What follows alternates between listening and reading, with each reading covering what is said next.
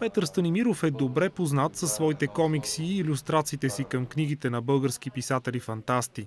Неговите корици на романите на Стивън Кинг обаче привличат вниманието на едно от най-големите американски издателства, което публикува илюстрациите му в сборник на 17 световни художници, вдъхновени от известния автор.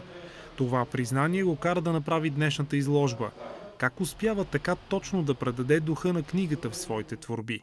Прочитайки книгата, разчитам на емоцията, която изпитвам от нея, и това нещо се излиза вече на бял свят като картина, и от емоцията е всичкото.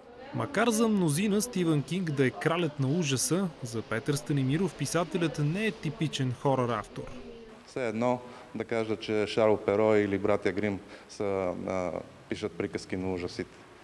По-скоро е един страхотно добър разказвач, който използва така по-тънки моменти, за да държи читателя в напрежение. И за мен ми е любим автор, който пише красиви и хубави приказки за възрастни.